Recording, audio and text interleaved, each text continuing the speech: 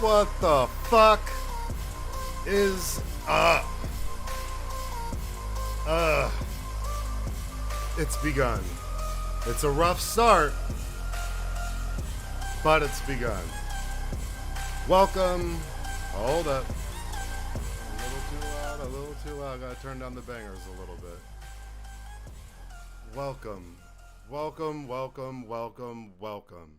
to the Angry Black Quarterback Podcast. I am your host, will always be your host for this show. Some people will say, you didn't play quarterback, you were a cornerback. Eat a dick, all right? We have another show, Talk Shit or Get Off of the Pod. Really, really good. This is like my passion, sports, talking shit about other teams, especially the Cowboys. So if you're a Cowboys fan, feel free to chime in on the chat, talk as much shit as you want. I really, really would love for you to be a part of it. This is, kind of, like I said, something I've been working on for about 2 to 3 years. I had a Facebook page built years ago for this, really wanting to do something sports. I actually did a really shitty and rough start podcast way back in the day with this fantasy football league I tried to do. It was just so overwhelming. I was like a one-man army, and then didn't work out, but I was like recording in my room. I had shitty AC. I had all these mics, and I kind of put it all on pause. So I am bringing it back, and now this will be the Angry Black Quarterback Podcast every Wednesday, unless real life happens, then I will move it. We're going to be analyzing all sports, not just football, but it's the day before the very first game of the year, and we got bet lines set up. I've got an outside guy. He is actually my nephew. He is a badass and smarter than most, and is a engineering student, and I found out this summer that he likes to bet. So he's going to be doing a lot of betting lines and predictions for us. We're going to have constant guests. I got a guest today, my buddy James Elwood, huge diehard Cowboys fan. He read the notes. He's already fucking pissed off. Then you got my other buddy, Aaron, next week. DJ Rec Shop is going to be on the show. We talked today. He was saying he doesn't remember that much about sports because he's been grinding. I was like, dude, let's just talk some shit. So I really appreciate everybody tuning in and joining us. It's going to be a really, really good time. Yeah, damn, it's crazy. It's here. It's actually like happening. I'm kind of chill. I'm kind of like geeking a little bit. But yeah, so let's just kind of get into the topics of the day. Appreciate y'all listening to that really cheesy YouTube music I found. I was just trying to make do with what I had until I make my own theme song. Yeah, so basically, I'm your Angry Black Quarterback. We're going to be diving into the games this week, games tomorrow. There is going to be some kind of trolly-ass weekly Cowboys sections, so please forgive me. A little bit of my backstory. I grew up in the Dallas area. I moved back recently from Denver. Maybe about 2, almost 3 years ago I moved back, right before the pandemic hit. And been an Eagles fan since I was a kid and grew up in the belly of the beast. Have always been talking shit. Got a lot of people who've been talking shit to me my whole life, and also just a big passion for sports. So analyzing all of this stuff and really deep diving is going to be fun. Also going to be really light, some comedic value. So thank you for tuning in. Hopefully we see you guys more and more throughout. So today our guest is going to be one of my buddies, James Elwood. We've known each other for a really, really long time. Lived in Austin. Actually crashed on his couch way back in the day for too long, and there was a period of time where there was no hot water in the shower and it was fucking miserable, but we've been buddies for a really long time. He's a diehard Cowboys fan. His parents are awesome. He still lives in the Dallas area, and I invited him to be a guest on the show, so he's my guest today. And his expertise is sound. He's a sound guy. This dude, you'll never meet somebody who's more pretentious about music, movies, board games, RPGs. He knows his shit, so it's like he kind of like has this clout in the game with that. And he's also a big wrestling dude. We've talked about trying to do a wrestling podcast, but James is going to be our guest today. And then, like I said, my nephew will be joining us in here in a little bit to be talking about all the betting lines for the weekend, not just pro football, but some college, because we do have what I think is going to be a slaughter, the Alabama and Texas game, which I think is not going to go very well for Texas. At least I hope it doesn't.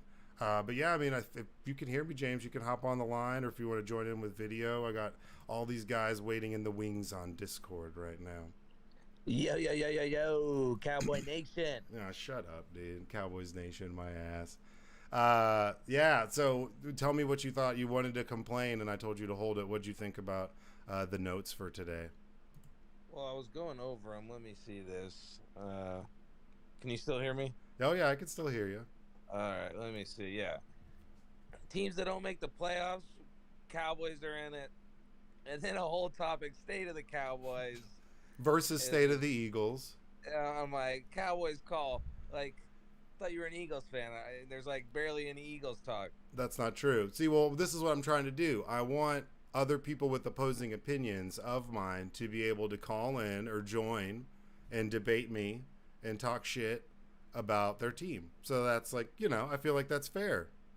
Right? I'm saying it right here for the audience to hear so everyone knows that I said it before the season started. Cowboys are going to have one of the best defenses in the league. Just wait and see.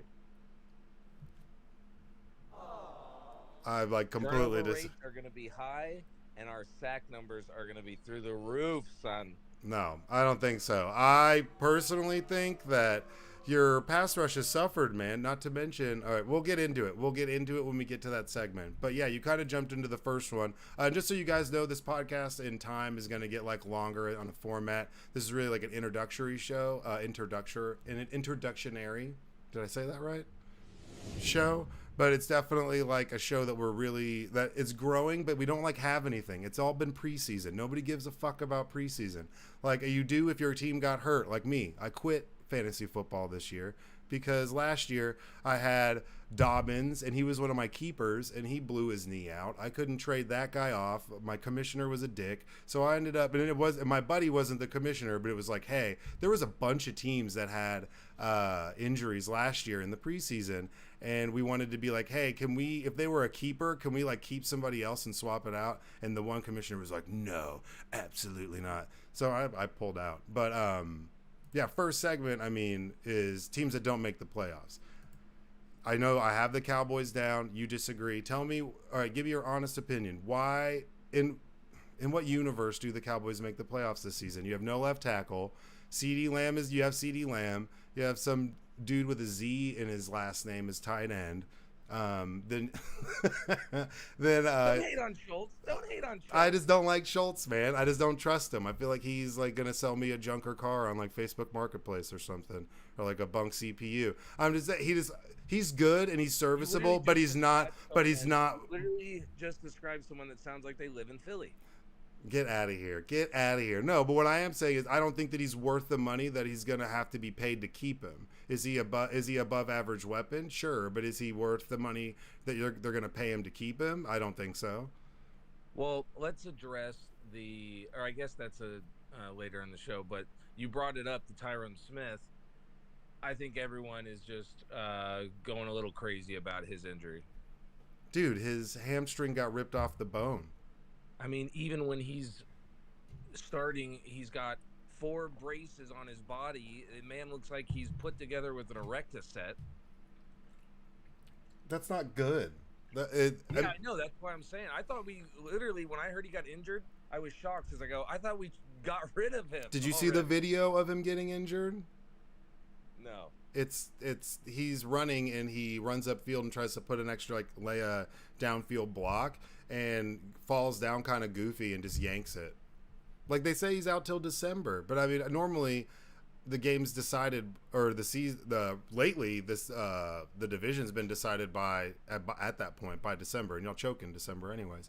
But that's a really serious injury. If you're bringing 40-year-old Jason Peters in, he's an Eagle. He's a Hall of Famer as an Eagle. You're bringing in an Eagle that everyone's talked shit about for forever, that I used to talk about was super good, and now everyone in Dallas is like, hell yeah, man. I was at the fucking gas station the other day, and some dude's like, yeah, man, I'll tell you what, that Jason Peters, man, he's so good. I was like, get out of here. Get out of here.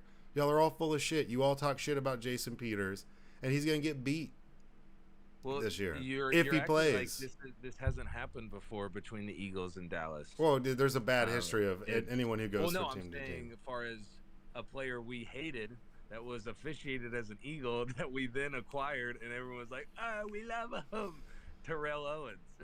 Yeah, yeah. Oh, well, yeah. T.O. Yeah, come on. Yeah, and they're like, he's the greatest Cowboys receiver of all time. It's like, what are you talking about? Showtime, baby. Showtime. Get out of here. Get your popcorn ready. I think realistically, all right, this is just my opinion on why they make my team, the Cowboys make my list. It's not just me being an Eagles fan.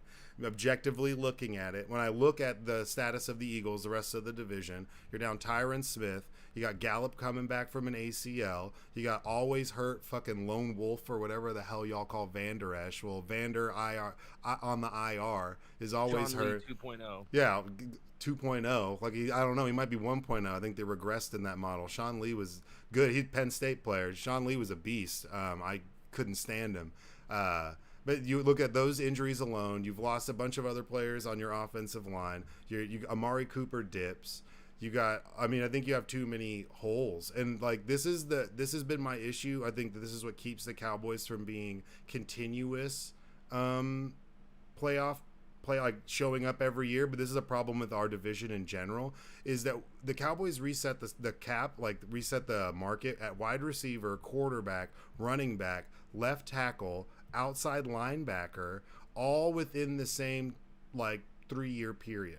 And some of those players, they traded away 2 first-round picks for Amari Cooper. Then they reset the wide receiver market in price range with the contract they gave him on top of that. But they did the same thing with a second-round pick and an outside linebacker who's now not even in the league, right?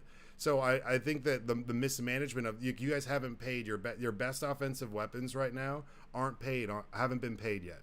And you have some of the highest paid players in the league at their position are already on your team. But like, what do you think? Like, if they write out Micah Parsons' deal, how much do you think Micah Parsons is going to get paid? If he's 80% or what? Let's say he has 15 sacks. Let's say he averages 15 sacks over the next 4 years, 3 years of his contract, and they pay him before it's over. How much money are you going to pay that guy? That's damn near halfway to 50 sacks, and he's not even 27.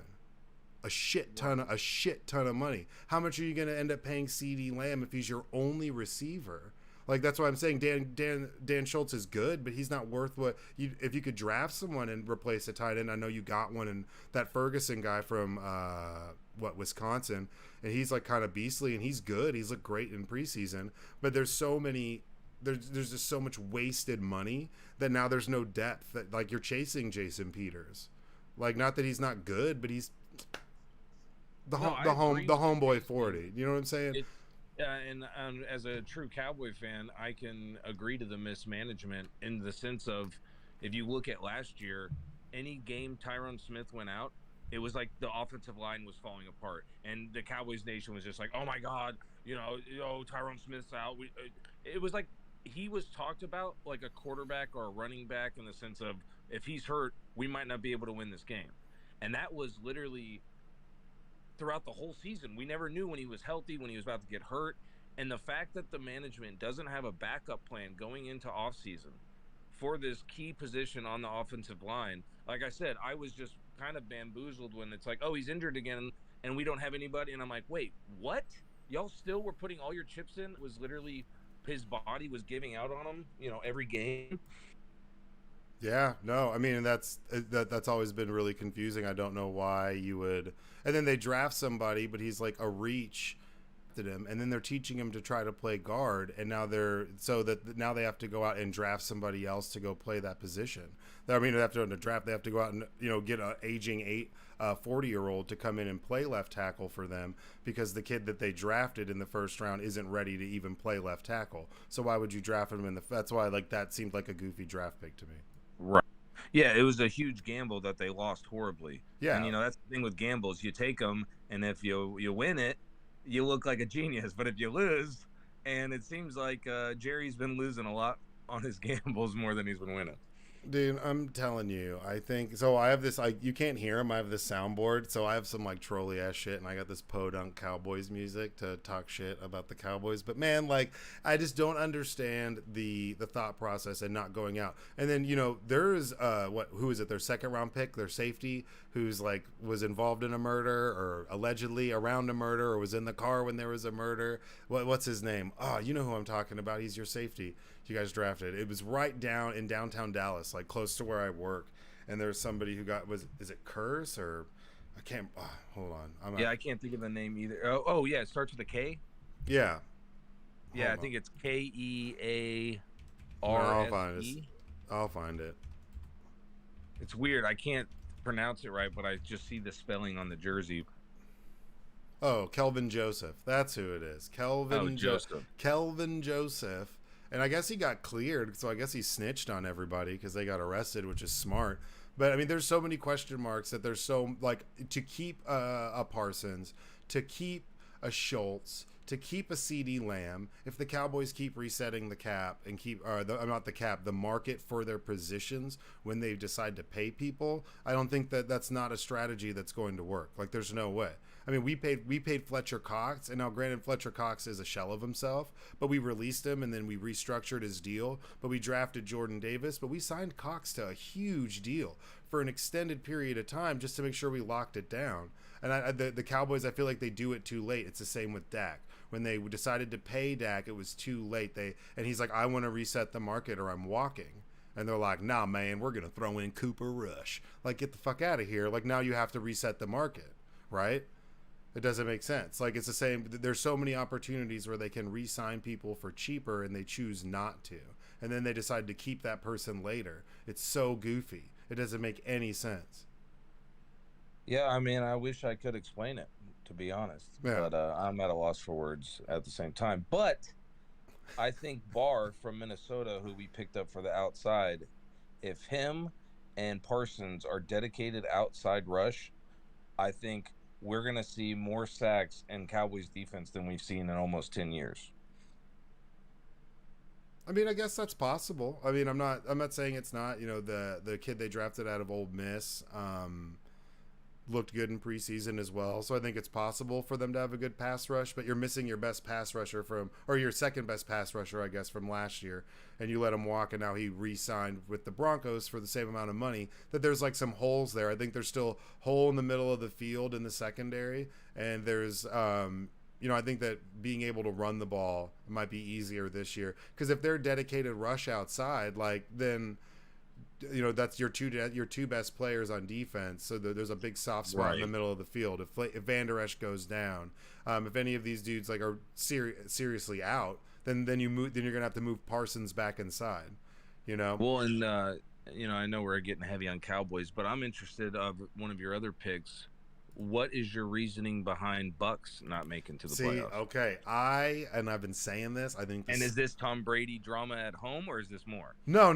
This is beyond that. I think that you look at all the pieces that the Bucks are missing right now. You look at some of the key players on their team that are just gone, that were there for these championship runs. Now, granted, they still have some. They have Mike Evans. I mean, Julio Jones. I mean, it's to be seen.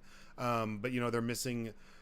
Their center's out he blew his knee out. They have an aging left tackle. Their right tackle's, Tristan Wirfs is great, but we saw what their offensive line even looked like in that end of that Eagles-Bucks game. I know we got destroyed and we looked like shit in the playoffs, but at the end of that game, if you saw when Tristan Wirfs hurt his ankle and was out, man, their O-line, they were beatable. They were extremely beatable. I think Josh Sweat had 2 sacks and the same drive once he went down. So I think they're missing their center, one of their guards retiring. Having an aging left tackle, still being down. Chris Godwin, I know he could be back really quick off of it, out there and be the normal super physical Chris Godwin he was whenever he got hit on that play. They don't really have a fucking tight end. Their running backs are super sus. I just don't. I think they overpaid for Carlton Davis at corner. I think that they have some good players. I think they're dabbling in the territory kind of where they haven't paid a lot of their transcendent defensive players. They haven't paid Winfield Jr. They have Murphy Bunting. They have a lot of really good young secondary players that haven't gotten a check yet.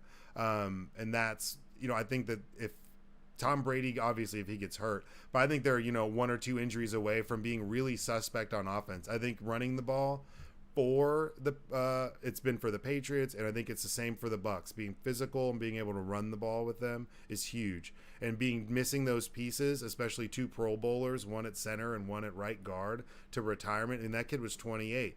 And then Tristan Wirfs is going to be on your right side, but you don't really have a lot of depth on that offensive line. You don't have a lot of depth at receiver because you're real top heavy and kind of old when it comes to Julio Jones. Mike Evans is always down for at least 2 or 3 games with a hammy. Chris Godwin coming off ACL. I mean, they could, but I think that the Saints have got exponentially better. Granted, they did lose a safety to us, and Alvin Kamara for punching that fucker in Vegas is out. But I think the Saints have a better chance of winning that division just because I think they're more of a complete team and have a little bit more depth with the drafting of Olave, with Alvin Kamara when he comes back, Jameis Winston. They have other people. They have Johnson coming back at receiver, who was gone all last year. I think that they're going to be more explosive. And Jameis Winston was killing it. They were like 6-2 when he blew his knee. So I think they might push them out and force the Bucs to look for a wild card spot. And I just don't know if it's going to be there for him. Is Peyton still at this is his last year as coach of New Orleans, right? Sean Payton? Yeah. Is he still there?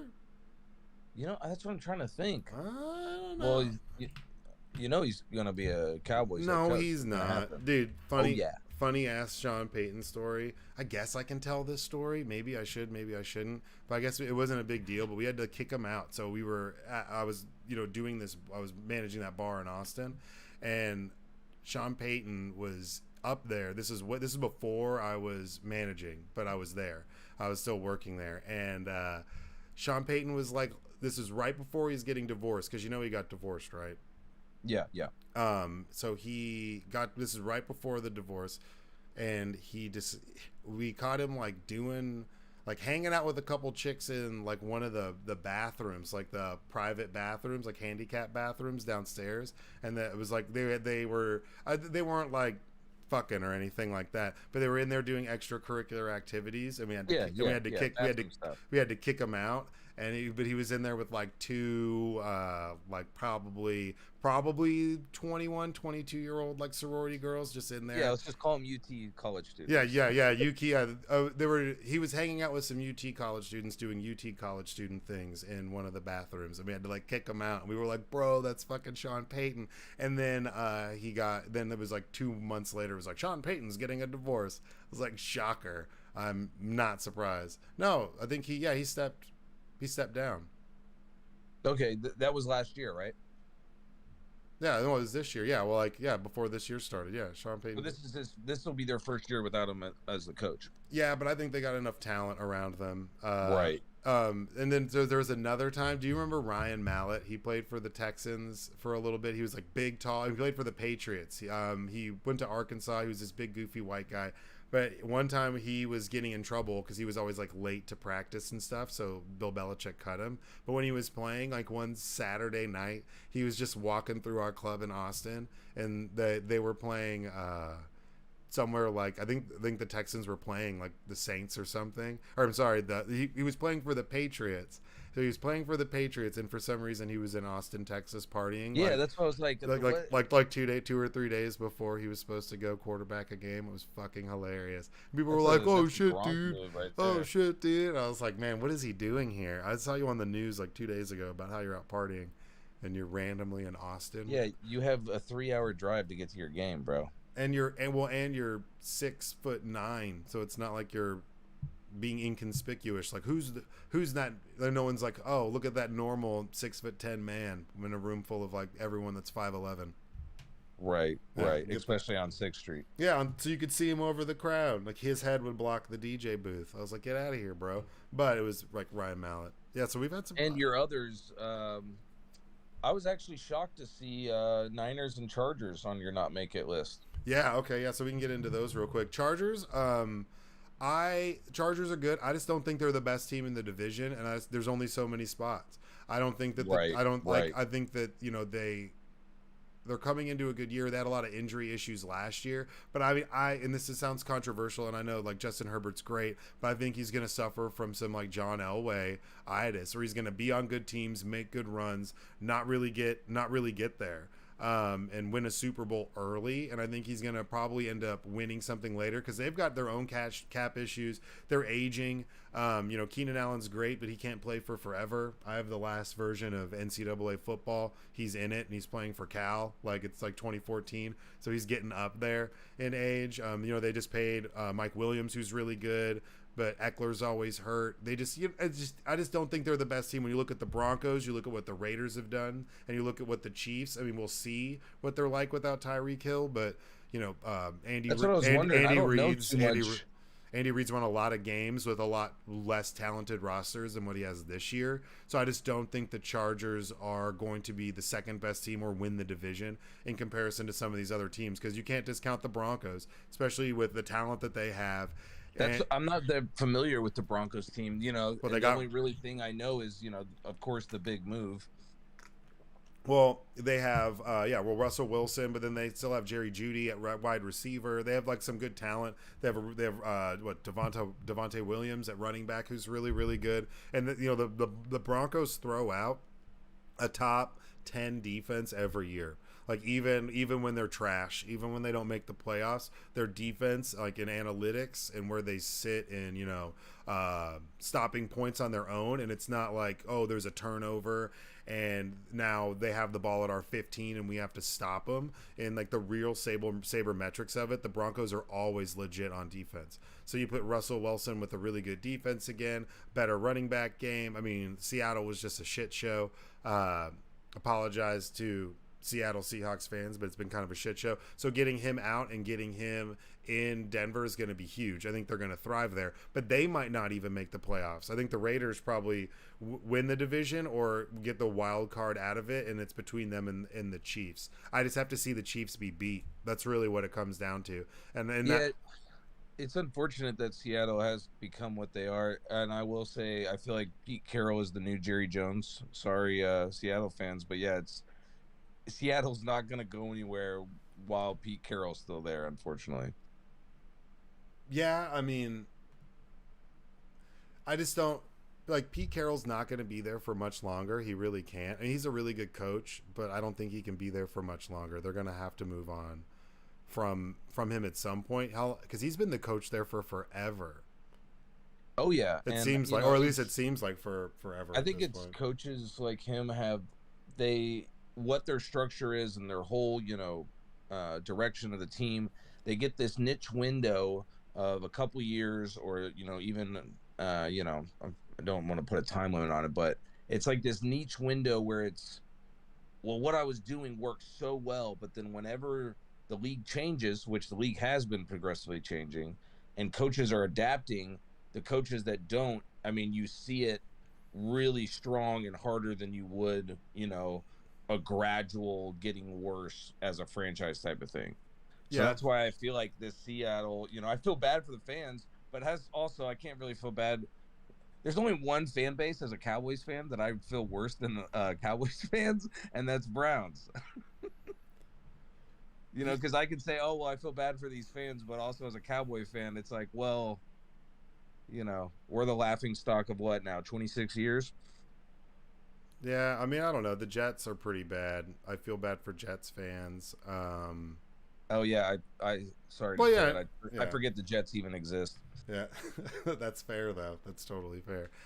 So I definitely feel bad but it's it is what it is. I'm guessing you have similar thoughts of just the division and everything with San Francisco as well. Yeah, I just don't think San Francisco cuts the mustard when it comes to everybody else. I think obviously one team goes, there might be a wild card. I think that everybody else in the NFC has kind of gotten better, and I don't think they're going to have some monopoly where it's a 1, 2, 3 and then just division winners like it's been before. Well, and the fact that they still have a debate, or they still don't even know who their true starting quarterback is. Yeah, I mean, yeah, who are they? Are they start? Yeah, I mean, yeah, they don't. Well, they don't really have a true starting quarterback. That's the whole thing.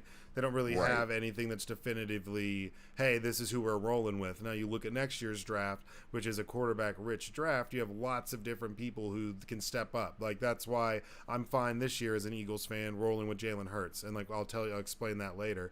But if you look at next year's draft, if you have options at quarterback and you're going to be bad this year anyways, like why keep Russell Wilson around, or why keep some of these players when you could just move on from them and then Right. start anew and refresh. That's really important for some of these teams, especially when you're Seattle and you look at the rest of the division around you. Because if you believe that Trey Lance is the truth, which I mean I'm kind of suspect, he's really good and talented, but we'll see. And I don't think that.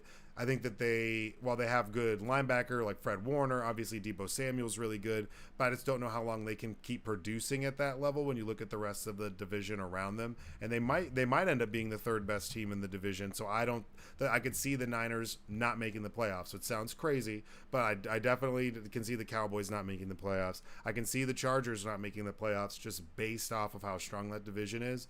The Bucks, I can see the Bucks not making the playoffs because of injury and attrition. Like they're old as fuck. They're good, but I have to see it. I have to see something, and I have to see what that offense is going to look like with this shaky ass offensive line. And the Niners, it's the same thing. I just don't. I could see the Niners not making the playoffs. I could just see them And not making the playoffs. I'm not gonna be like so upset with the Cowboys not, yeah, I always have the best hopes for my team, but I will admit, looking at our schedule when it first was released, the Cowboys do not have an easy schedule this year by far. And then plus everything else. Yeah, well, I mean, But with that, going back to NFC West, honestly, I think Arizona might have one of the best young quarterbacks in the whole NFC. yeah, I mean, like I think that what if everyone's there and they're healthy, Hopkins is back and he's the Hopkins of old, and we see what they go out there and produce. I could see the Cardinals making the playoffs, and I could see the Niners missing out. I could easily see them not getting in. It could easily be the Rams or the Cardinals win the division, and there's one person because I think the Vikings still obviously have a chance if they're healthy with Dalvin Cook and all their slew of receivers. If Kirk Cousins doesn't like fuck himself in the face or something like that, I think they might be able to sneak in as a wild card or win that division too. That's what I'm saying. I just don't see that division being like it was where they're getting the two wild card spots and a division winner because they're just running away with it and only beating up on themselves. I think that other teams around them, especially those four teams like the Bucks, I think the Saints are going to win the division. I think that the Bucks are going to be fighting for a wild card spot and they could miss out. I know that sounds crazy, but I Well, I could think see we them need not. to Yeah. reassess the topic about Cowboys because I'm looking over their schedule right now. And Cowboys are infamous, especially last year. We'll get on this hot streak early, but then everyone's like, well, they haven't really played anybody, you know. And I'm looking at our first 6 weeks. We'll know by week 6 if Cowboys are making the playoffs or not. Yeah, Because Buccaneers, Bengals, Rams, and then Eagles, which everyone is, I even that's a heard today rough Stephen four. A. Stephen A. He's even predicting Eagles are going to win the NFC East. Well, I mean, Which everybody's do I kind of, expect him to say Cowboys are going to win NFC East? No, never. of course, because Stephen A. Smith's a G. He knows what's going on. He's a But yeah, I smart mean, I man. saw that the first 5 games, Bucks, Bengals, Rams. I mean, that is a early hurdle to get over. Yeah, I mean, if you come out of that like 1-3, that's going to be a rough start. So at work, I won the raffle for the Eagles Cowboys game on Christmas Eve. Let's go. So that's a Saturday game. That's going to be so rowdy. I'm so pumped. Uh, Wait, what did you win actually? Cowboy tickets to the Cowboys game, but it's the Cowboys Eagles game. It's on Christmas Eve. The It's on Christmas Oh, Eve this okay. I was year. about to say because the first one, I was like, they're flying you out to Philadelphia. No, that'd be awesome. I thought about doing that, but like work's too crazy. I thought about flying out to Philly and going. I think if we make the playoffs and it's a good first playoff game, maybe I might use some PTO from As a next year. Philly fan, bringing up about Cowboys player being in, the whole crime aspect that comes with, unfortunately, the history of Cowboys players. Don't forget that your team stadium is the only stadium built with a jail in it. No, there's other stadiums that have jails now, but yes, we do have a I jail. think Philly was the first. Yeah, we have a jail, and I think there's a tunnel under that goes to like there's like a courthouse. You can get arraigned, so you can get held, and they have like court underneath there, which is awesome. That's genius. Come on. Honestly, it's sad as a Cowboys fan. I would feel more comfortable climbing Mount Everest with no Sherpa, no guide, no experience, Dude, showing up to Philly Stadium with a Cowboys jersey. Dude, I have a friend that I grew up with, and her parents moved to Philly, and she went to Eagles Commanders game, but they weren't called the Commanders then. And Can we bring that up real quick? I have a buddy, a good friend of mine lives in the DC area, lifelong Washington fan, hates the new name. Well, I mean, there was some guy. So, I mean, I understand why they changed it. They should have changed it. I mean, the guy who was the owner and named them, and they took it, like, was a huge racist, and they took his statue down because he was a big dick, and they renamed the stadium. I don't hate with the name. Yeah, changed. But Commanders is, man, they could have come up with something better. Dude, anybody I've heard, and this is all the Washington fans I've talked to, everyone seems like Washington Warriors would have been the best fit with the logo, with everything. You know, it still has somewhat of a same vibe.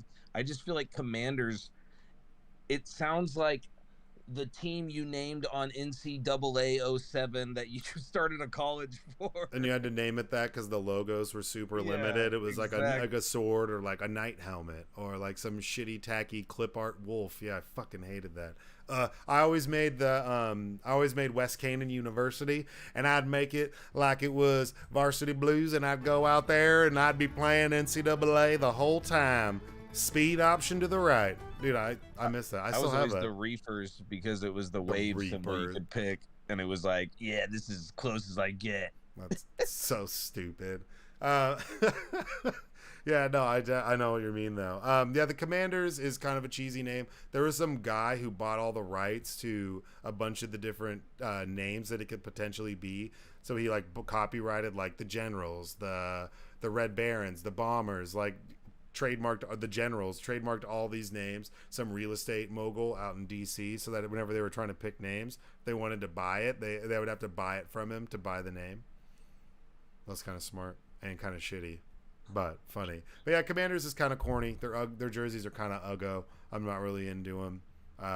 And they got Carson Wentz, so good luck with that. And I was a huge I was a Carson Wentz defender. I still to this day think physically Carson Wentz is extremely talented. He's just kind of like a nut job. He had one really good year and helped us win a Super Bowl, and then just kind of snapped. Like, I don't know, man. Like, he hit some like ginger glass ceiling in his like quarterbacking ability. I know, and I love how you say you can't say won us a Super Bowl. All right. Well, hey, let's move ahead real quick. Let's do the state of the Cowboys in a minute. If Joe is ready, I kind of want to get into these bets. He's kind of been lurking in the shadows for 40 minutes. Yeah. So I really want to get him on real quick. So if you can hear me, Joe, you should pop in and say what up. Are you there? Oh, he's coming in video. Okay. What's up, man? What's up? So everybody, this is my nephew. He's actually named after me, but I call him Joseph 2.0. So, he used to play, he played at Highlands Ranch in Denver, played quarterback, outside linebacker, safety, went on a football scholarship and went on to go play at South Dakota School of Mines and Tech because he's a brainiac like that. He's actually stepped away from football this year, has really gotten into golf, which he's been actually mashing at, and his golf bag's sick as fuck. And I found out when he was staying with me doing his internship that he is a big gambler and likes to gamble. So I was thinking about this earlier, and I'm going to catch you on air. I'm going to Zelle you some money and for the season, and I want you to be placing bets. So, and I want to see what happens with it, and depending on whatever's left over, we'll sit there and we can like split it. What do you think about that? I love it. Because I'm gonna send you some money. But you got to place bets off of like your picks, so you can kind of don't get too, you know what I'm saying, don't stray too far off of what you of what you're talking about on air. But I kind of want you to like put some money down on the upsets. And I know you're a struggling college kid, so I figured like I said, especially if I get anything over the amount that I give you. I don't want to say that. We'll discuss it. But anything over anything over, because I might give you a bunch. So anything over the amount, we'll discuss exactly what it is. We'll probably end up splitting everything. So whatever's left over, we just split it 50-50. So if I give you $500 and there's only $200 left, we each get $100. But if I give you $500 and there's $5,000, let's go. And if Cowboys win the Super Bowl, y'all give me all your money. Get the fuck out of here. If you want to do a Cowboys bet, we could do a All right, no, we'll talk about that. Yeah, I'll never put money on my team. Yeah, that's smart. Besides whenever I bet the Eagles to win the Super Bowl, and they did. Other than that, I've never really bet on sports or done parlays. But yeah, so tell us a little bit about like your betting. I know that you like to bet baseball. You do golf. You do all sorts of things. I know mostly today we're doing football and just, professional and a couple college football. But tell us a little bit about like your betting background or what you like to do and your system of how you come up with what you do. Yeah, so I've been betting for a little over 2 years now. My buddy, my roommate, he got me started off. He hooked me up with his bookie through UNL and kind of took off from there. Didn't really know what I was doing. I kind of had to learn it all. Learned some hard lessons, unfortunately, but that's just a game. I like betting sports. My main sport is football because that is what I play. I do enjoy betting baseball a lot. There's a lot of edges in baseball that I don't think the books account for, and so you can use that to take advantage and win some money. And I also like betting basketball too. Basketball's behind football. Basketball is my favorite sport to watch. You have the best athletes in the world going at it, and I love watching it and betting it too. So how I kind of do everything, I'm kind of fine tuning this model that I have. It's basically goes through online, pulls a bunch of data, does a whole bunch of statistical stuff to it, and then it gives me what the line should be. And then I kind of compare that to the lines that the books are offering and just kind of compare it, see where the discrepancies are, and then we just go from there. All right. So, okay, you got to speak not because I don't like bet like that. So you've made a model that goes online and pulls in data. Are we talking like weather, wind, location? What type of data does it pull? So it's basically analyzing all of the players and the people that are on the field and all of that, and then comes up with what it thinks the betting line should be. Is that what you're saying? Yeah, so it kind of takes into account a whole bunch of factors. So say at Lambeau Field, this is just an example. At Lambeau Field, when it's 32 degrees or below, the under hits 70% of the time, or stuff like that. It'll look at, how do the Colts do running against a 3-4 defense compared to a 4-3 defense? How does... I'm just trying to think of examples. How does Kirk Cousins do against divisional opponents, non-divisional opponents, when he's at home, when he's away, when he's indoors, when he's outdoors? Football as such, there's so many different aspects that go into football. It's impossible to model them all. So there is a human element side to everything, so you do have to take that into account when doing the model, but I try and account for as many factors as I can. Anything that I think is relevant to determining which team is going to win the game. Okay. That sounds pretty badass, and that sounds like and you built this yourself? Yeah. Yeah, okay. That's some smart nerd shit. Touche. I'm proud of you 2.0 because I love it, and like I'm going to give you money and let's bet on it, but I couldn't build that, so thank you. You're better than me. Hell yeah. All right, well, let's kind of get into it. So I made you come up with some picks, for the Joseph 2.0. So I wanted you to come up with 4 locks, and they're not just score games or against the line. Tell me a little bit about the 4. It looks like your 4 lock picks this week. Yeah, so first off, I have the 49ers -7 over the Bears. I found that this morning at -105 odds. So for those of you who don't know betting, if the 49ers are -7 and you bet them against the spread, that means they have to win by more than 7 points for you to win that game. Okay. So if they win by, say, like 4 points, and you lose that bet. So I like this bet in particular because the Bears are just a bad team. I love Justin Fields. I'm excited to see how he progresses into this next year. But the bottom line is the Bears do not have an offensive line. Their offensive line is abysmal. And the 49ers front seven, including Nick Bosa, are going to be in the backfield all day. Justin Fields is going to be running for his life. Okay. On the other side, for the 49ers, Deebo Samuel and Elijah Mitchell are both questionable, but there are enough pieces on that team. Kyle Shanahan has already accounted for that. He's going to... Basically, I don't think they're going to miss those two pieces too much, especially against a bad Bears team like this. Because of that, I do think they will cover the 7 points. Okay, cool. So you'll take the Niners -7 over the Bears at -105. All right, tell me the second bet you got on your lock. So this plays into that same game. I'm taking Justin Fields over 0.5 interceptions at -145 odds.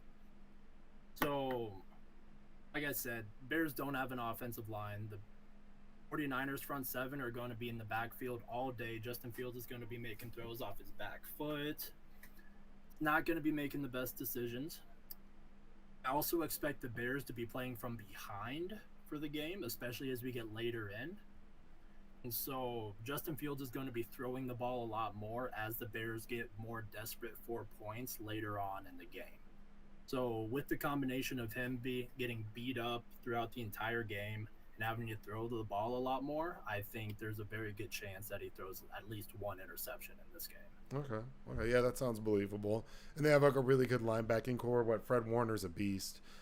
Fred Warner's so good, their middle linebacker, that, yeah, he's on the run, forcing the ball, playing from behind. Yeah, I like your chances on that. All right, so tell me about this next bet you got down. So I have the Saints -5.5 over the Falcons at -110 odds. So again, people who don't know betting terminology, the Saints at -5.5, the Saints have to beat the Falcons by 6 points or more. I think they're easily going to do that. They have Jameis Winston coming back. Last season before he got hurt, he led the Saints to a 4-1 record. They have one of the best backfields in the league with Alvin Kamara and Mark Ingram. And then at wide receiver, Michael Thomas is questionable for this game, but they just signed Jarvis Landry, and they drafted rookie wide receiver out of Ohio State, Chris Olave. Yeah, Olave. What's funny is I called Michael Thomas Michael Johnson earlier. Stupid. Well, I haven't seen him playing for fucking ever, so I couldn't remember his name. And yeah, I mean, Landry's a beast. And I said earlier that they were 6-2 when he went down, so 4-1. But he had a really good interception to touchdown ratio. Like I'm picking the Saints to win that division. That's why I think the Bucks. That's why I have the Bucks not making the playoffs, which people think is outlandish. I don't think the Bucks make the playoffs. I just don't think that I think that there's so much depth throughout the rest of the NFC that somebody else is going to step up, and I don't think the Bucks win the division. Therefore, I don't think they make the playoffs because a wild card doesn't come out of that division, unless the Saints go like 14-3 or some shit like that, and then and then the Bucks and just lose and they go 12-15 and win a while maybe, but I don't know if they are going to have a better record than Arizona if the Rams win it, or if the Rams win in Arizona, what's Arizona's record like if they're going to be healthy. Sorry to get off the betting track, but I totally agree with that. Absolutely. Saints and Jameis Winston, I'm kind of all in. And not for them to win the Super Bowl, but for them to like finish what they started last year before he like had that freak knee injury where I felt really bad. He was killing it. Yeah, that was unfortunate for them. I did also bet the Saints season win total over 8.5 games. I think they're a 10, 11 win team this season. So just a little side note there. Yeah, so the Saints offense has plenty of weapons. They're also backed by a defense that ranked 4th in the league last year. You look at the Falcons, they have Marcus Mariota as their starting quarterback. Have Cordell Patterson at running back, and then Kyle Pitts is their tight end, wide receiver, flex. Who else do they have? Yeah, and then they lost their good slot. Like what Gage? He went to the Bucks. Actually, didn't Gage go to the Bucks? He left. So they're definitely down. I mean, Kyle Pitts is a beast. If you want to, I would bet that Kyle Pitts catches a touchdown in this game. I think he's going to be a touchdown machine this year, just because he had he barely had he had one last year. How many did he have? It was something that was like kind of sad. And it was on my fantasy team. I should know this, but. Yeah, he only had a couple. But he's all over the place. It wasn't, by the fact that he's not good. It was, bad overall play. Cordell Patterson, fantasy monster. A lot of people drafted him high. He talk about a rebirth. This dude's damn near my old fucking age, and he's out there running for over 1,000 yards and crushing it, and he's been really good. But yeah, they're definitely going to take a step back. And I think at some point with that team, someone else is going to take over at quarterback. AKA Mr. Cincinnati, the Cincinnati Kid. It's only a matter of time. So for those reasons, I really like the Saints -5.5 over the Falcons. Okay, are you still on, Elwood? Can you hear us? Are you there? Yeah, I'm here. What do you think about all this betting? Because you used to be a gambler. I saw you buy a chameleon with money you won on online poker. Yeah, no, true story, by the way. I consider myself a gambler. I was a poker player. He's a gambler. Anybody who's putting money down and playing poker, you're gambling. If you buy a chameleon with money from poker, you're a gambler. Only gamblers have chameleons. It was cool. It was cool. Yeah, a wizard, but I guess isn't it being a wizard a gamble in itself? I don't even know where to begin with that statement. Yeah, because the process would be difficult. That's a lot of dedication, man. That's like Game of Thrones being a maester. But what do you think about all this betting? Lineage goes back to Merlin, so get the fuck out of here. I love the whole statistics because honestly, not having the information at my hands. If I was to bet on sports games, I'd be like, "Oh, their jerseys are pretty cool." See people win that way. I know. And then also, okay, I know you don't. I know you don't want to. I know you got a short time. So Joe is a Broncos fan. How do you feel about your Broncos? I said that. I don't know if you heard earlier, but I said I don't think the Chargers make the playoffs. I think they're the worst team in the division. Do you think that's outlandish? Do you think that's? It's so hard to tell. AFC West is easily the best division in football. Yeah, no doubt. Good. There's 3 wild card spots? Yeah, with the divisional games, I don't think all 4 teams are going to the playoffs, but I very easily could see 3 teams from our division making the playoffs. I am biased, of course, but I don't think the Raiders get there. I don't think I like Derek Carr. I just don't think he has what it takes. What? But you got Derek Carr, you got Waller, you got Jacobs, you got Devontae. He's got so many weapons. Now, granted, they whiff on a lot of people. I think that if there is an odd man out in your division, I think it's the Chargers. I think that just based off of what we've seen them do and how injury prone. Also, they got Josh Jackson, that really good corner, so that's going to help. But I just don't think that on a complete roster level, I just don't think they're as good as everybody else in the division. I have to see the Chiefs lose it before I can say okay, I have to see them actually choke. You think about all the different players, all the recycling of people that have been through there. You guys always have a good defense, always do. Have good running backs. You've got good skill position players, and now you have a quarterback that's scary because last time that happened, you guys won a Super Bowl, and it aligned up because you always have a good defense. And I think the Raiders are just too talented on offense. I think they're going to put up too many points that they might be that they could finish third in the division, or I think they could anywhere from finish third to winning it. I think it's a toss-up between the 3 of y'all, and the Chargers are just the odd team out. Or they're gonna wow me. I just can't see them getting over those other 3 teams or being more complete. I think they have more holes, I guess is what I'm saying. See, Justin Herbert is legit. Oh no, he's super legit. A great quarterback. They have all the pieces around them. They signed Khalil. They traded for Khalil Mack this offseason, so the combination of Khalil Mack... Speed in that division to offset that pass rush. I think that Russell Wilson is going to be able to run the ball and do the things that Russell Wilson does to get the ball downfield. He has more talent than he's had in a really long time, maybe ever on offense. He might have more talent. I don't know how, I mean, DK Metcalf is super talented, but right, you look at what he's working with on offense, he's got a lot of talented pieces around him that are young and complete, and he's not like the young odd man out with like a couple fill-in wide receivers.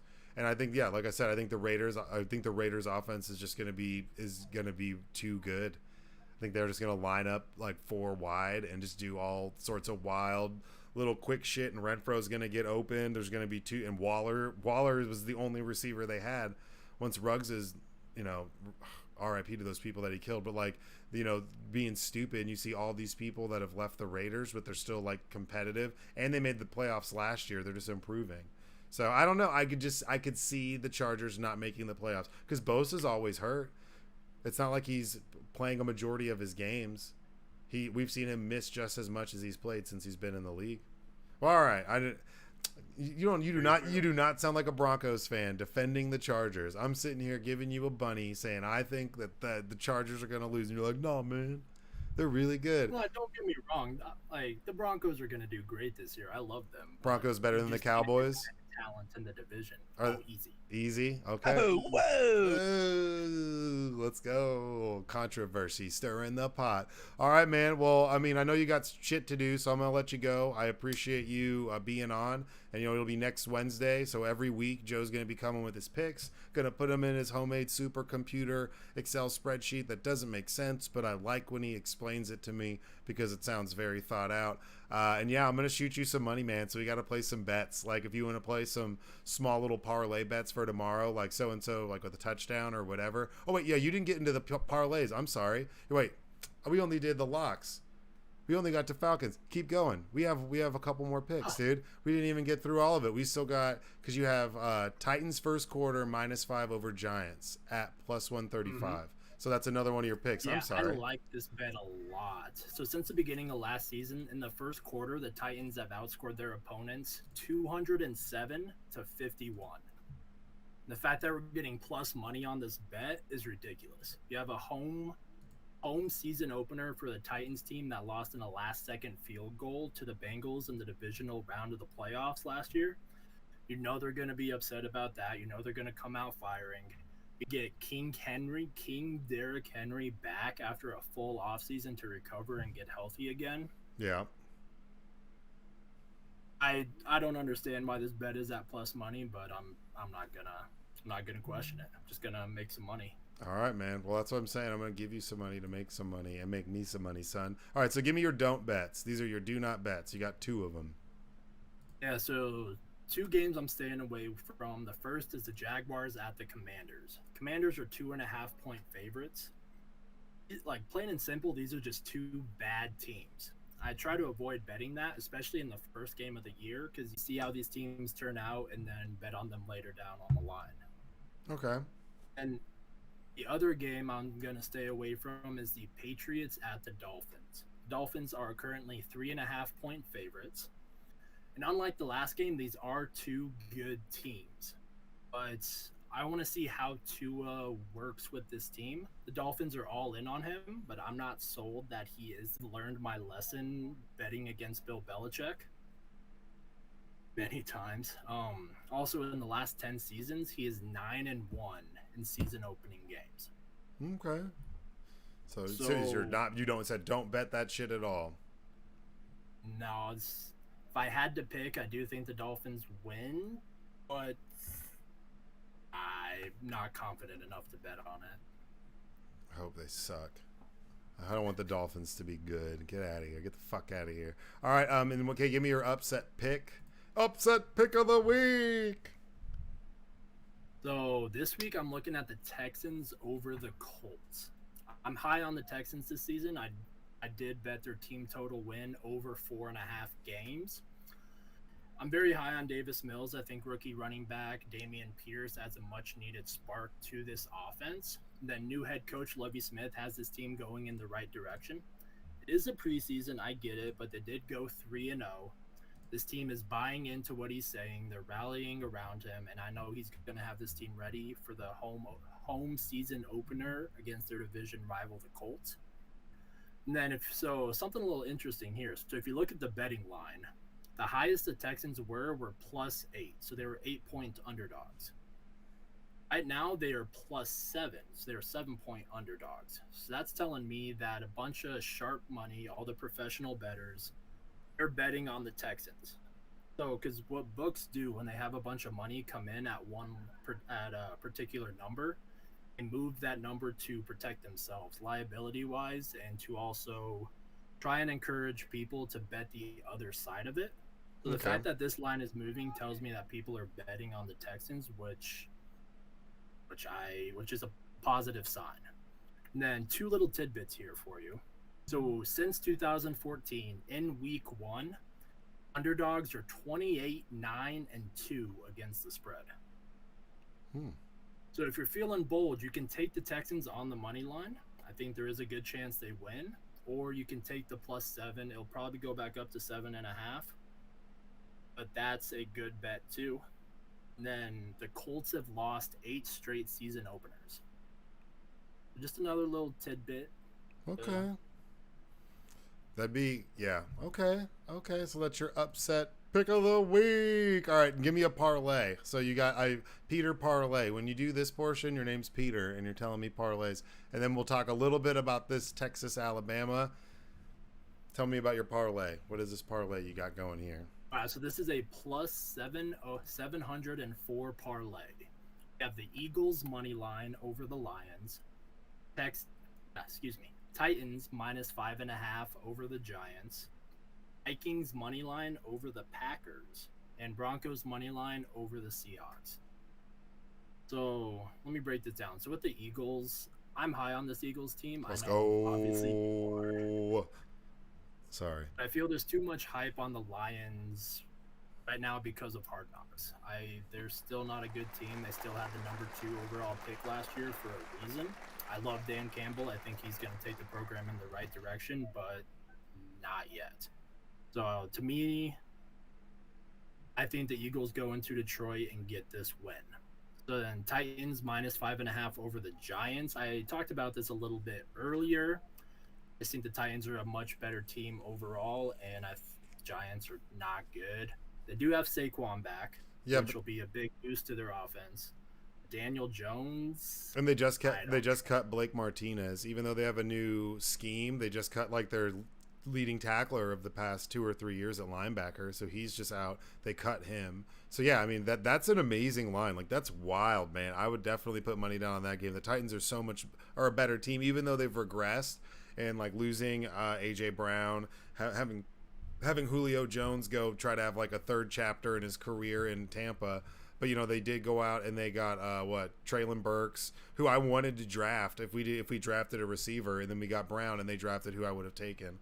So I liked that move. That was a good replacement. They're very similar. But running the ball, yeah, they're going to run all over that Giants team. That Giants team is still a work in progress, and that's wild. So I like that because I think that the Eagles cover the spread or cover the money line in that first game as well, and I appreciate that because I'm very high on this team too.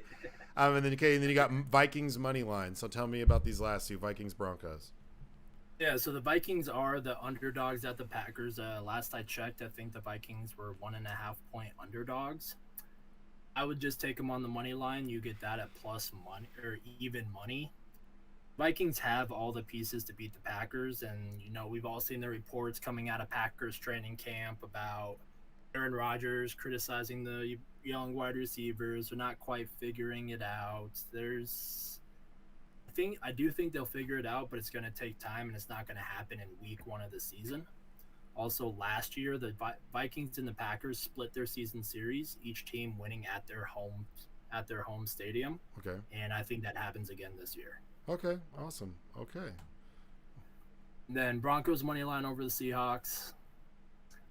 I don't really have to go into this too much. The Seahawks are just bad.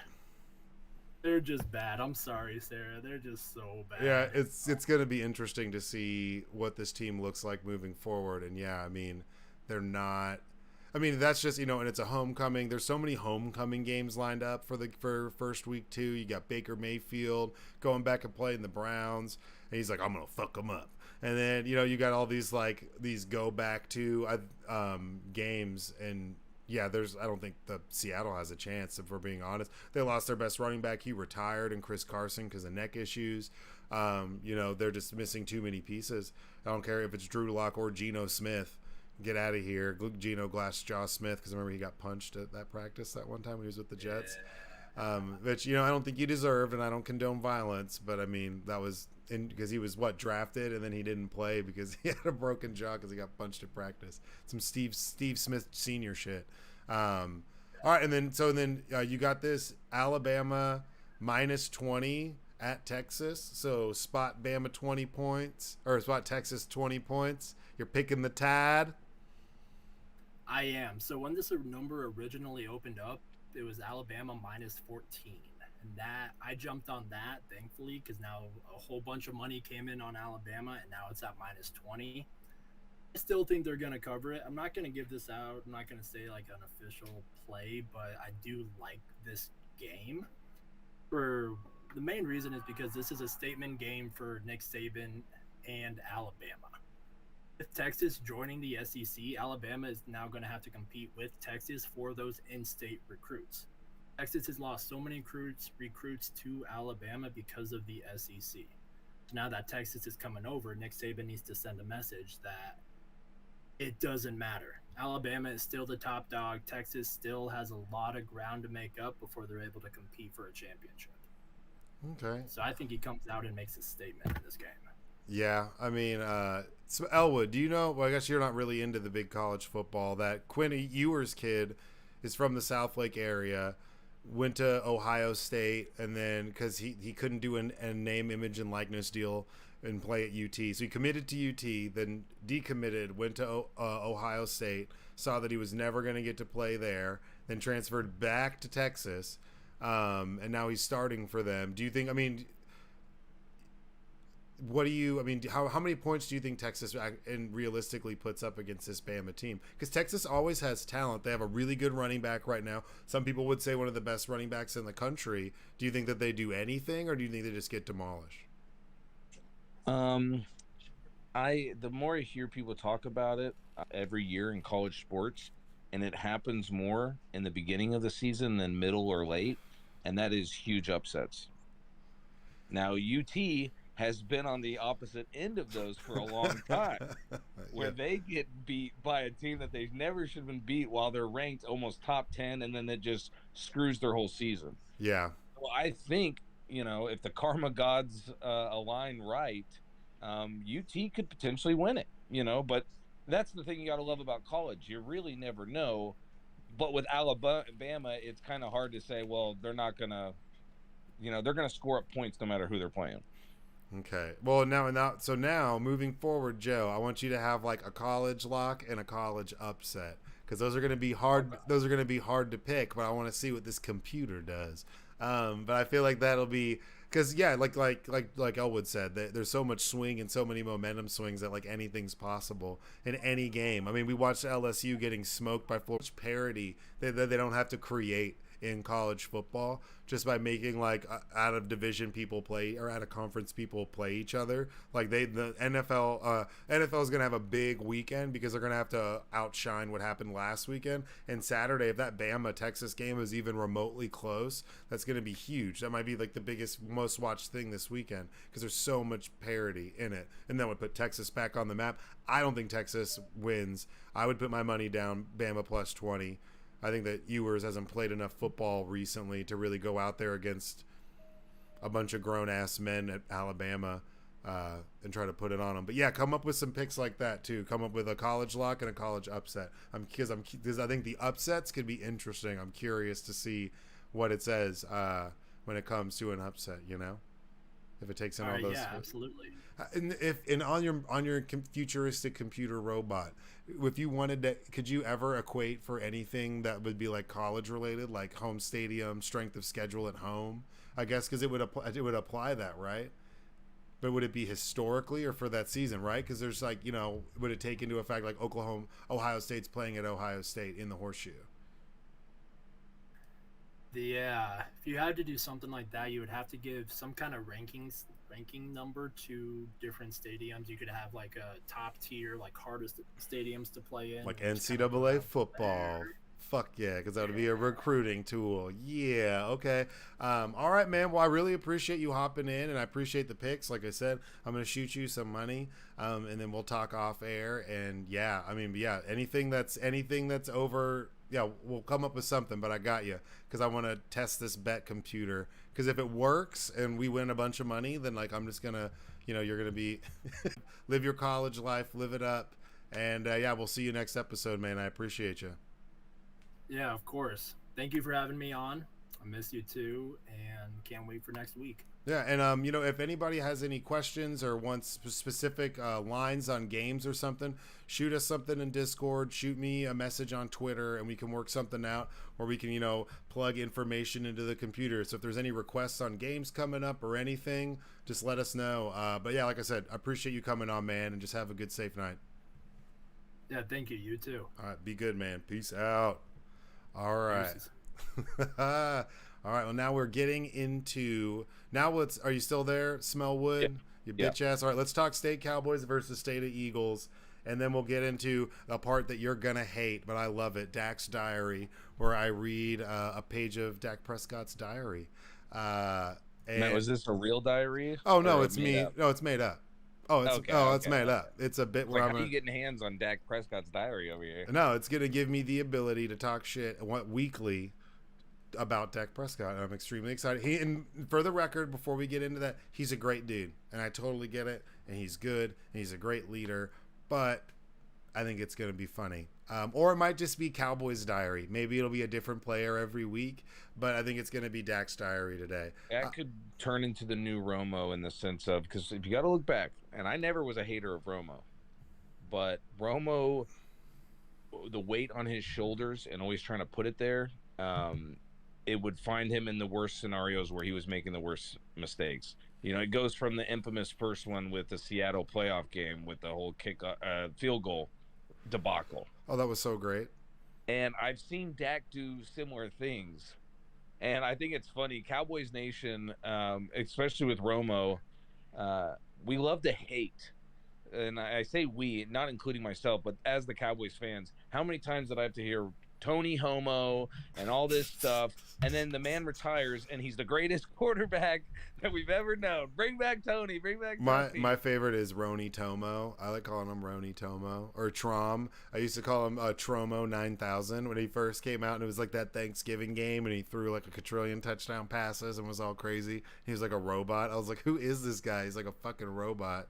Well, his initial downfall was the whole Jessica Simpson debacle and the faces in the stadium. Yeah, that's what I loved about Dak from the start. I forget when it was in his career.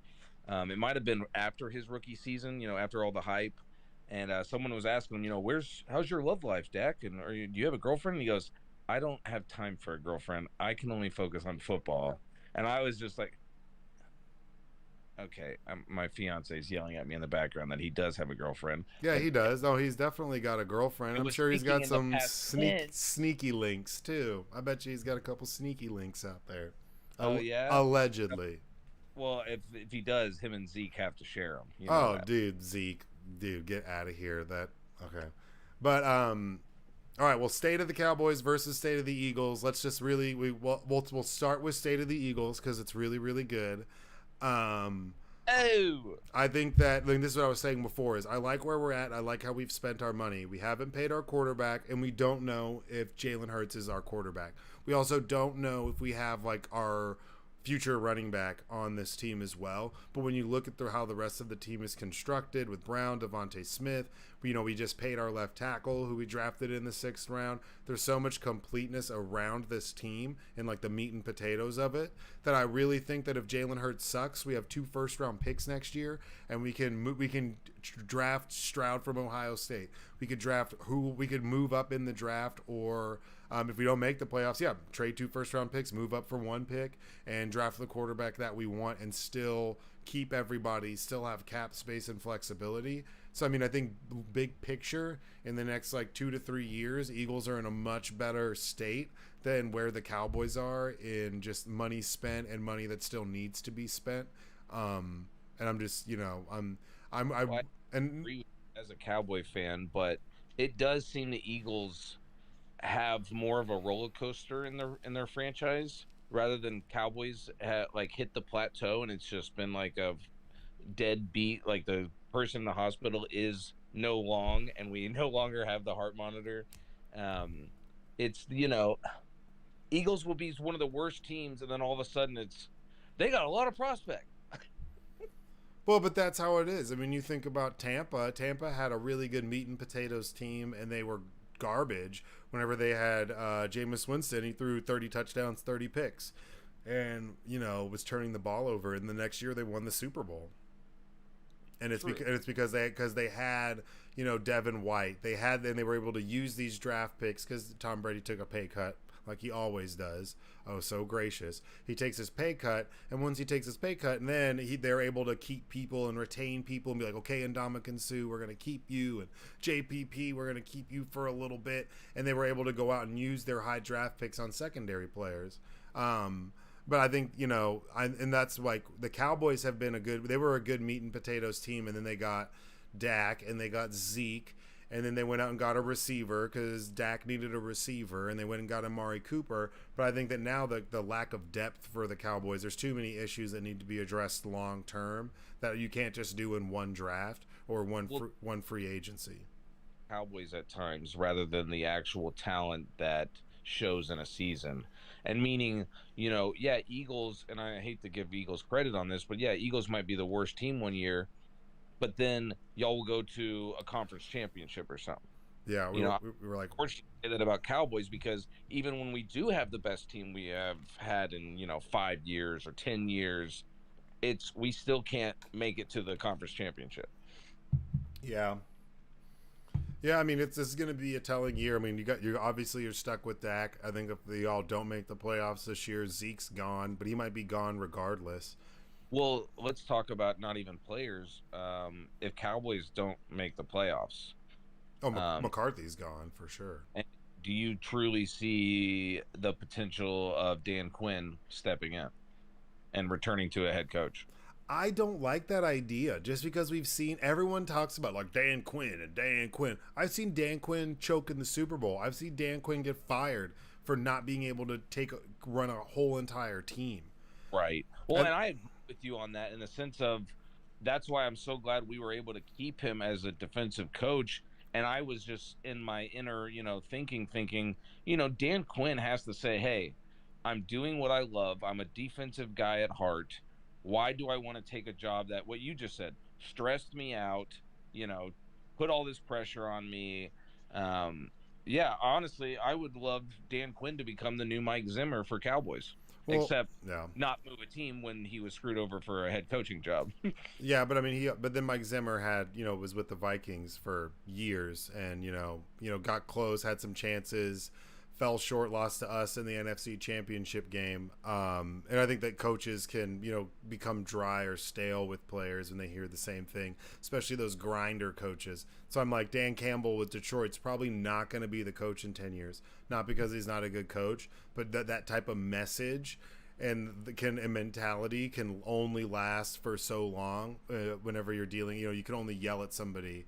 And, and it's good to push people and motivate people and get people to that point. But sometimes it's like Pete Carroll. It can just get it can become stale over time. And that message can get lost and people get tired of hearing the same thing.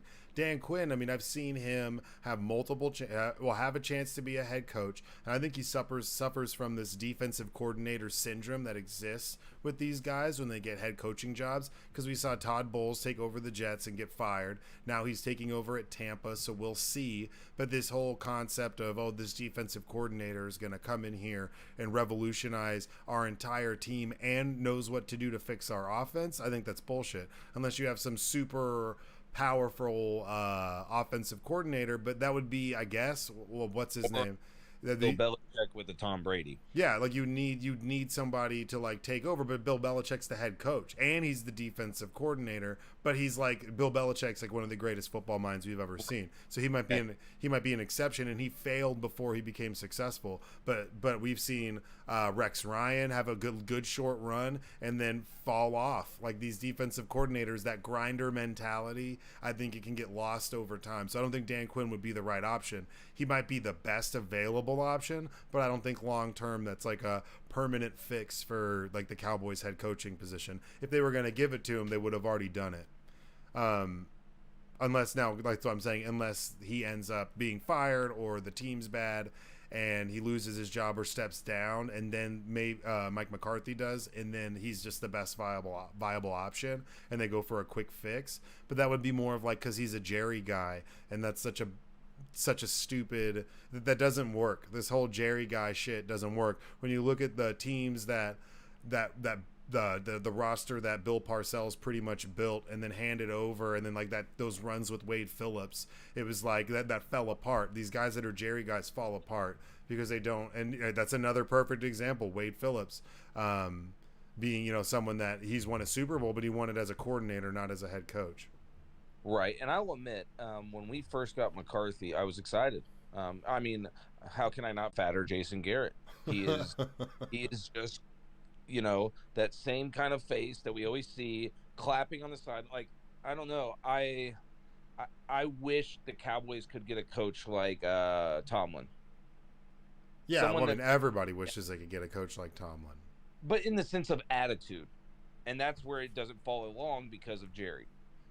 Yeah, that's because you can't have that type of attitude and be a Jerry guy. Like, like those two things, like the being a Jerry guy means like you suppress your like attitude and bullshit. You know what I'm saying? And be like your pushback. That's why they got rid of Parcells. Anybody who gives them pushback, they're like, bye, bye. But they'll hire somebody like Dave Campo. Get the fuck out of here. Well, I think I was on the ticket the other day I was listening to, and the guy was so serious presenting it. Oh, excuse me. And he said, I'm going to tell you right now when the Cowboys are going to win their next Super Bowl. And like everyone was like, oh, like, oh shit, what's, what is the defining factor? And he goes, the day Jerry dies or whatever. And I hate, it's so morbid, but as a true Cowboy fan, if you haven't heard someone say that in a room during a Cowboys game, I don't think you're in a room with Cowboy fans. Yeah, I mean, he definitely is a deterrent and holds the team back. But I mean, overall, I think that the Eagles are just in better shape long term. We'll see. I think some people for the Cowboys are going to have to step it up this year, but I really don't think y'all have a chance at all in winning the division. Personally, sorry. Yeah, I have no predictions, and I think, honestly, I wish people would take my playbook that I've learned as a Cowboy fan, because I hate that we have the bad rep of going to the Super Bowl every year. But at the same time, as a true fan, why wouldn't you want your team to go to the Super Bowl every year? It's just Cowboys have had that rep where it's like, oh, y'all think y'all are going to the Super Bowl again this year? What a joke. Yeah. Yeah, but I mean, I think that's like the whole thing is you look at like even you were like, I don't think that the Tyron Smith injury is that big of a deal. That's a big deal, man. What the fuck are you talking about? Like that, and that's what drives people crazy about Cowboys fans is that like that willful ignorance, being like, oh nah, it's not that big of a deal. That's a big fucking deal, man. Your boy's down. He's like an arguable pro or Hall of Famer, and now you're putting a 40-year-old out there or some overdrafted, like drafted too high, who probably would have been there in the second, maybe even third round. Left guard who can't or left tackle who's now playing guard. I just don't like. There's so many holes on that offensive line. It's gonna be interesting to see the Bucks. I mean, that's gonna be a good game, but I think neither of those teams make the playoffs, which sounds super controversial. But I don't think the Bucks make the playoffs, and I don't think the Cowboys do either. And a big deal.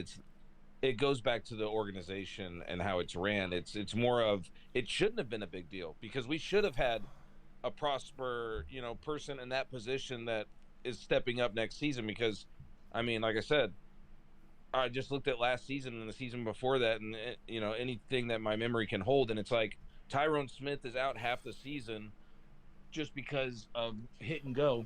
Oh, I love you. Hit and go. With his injuries.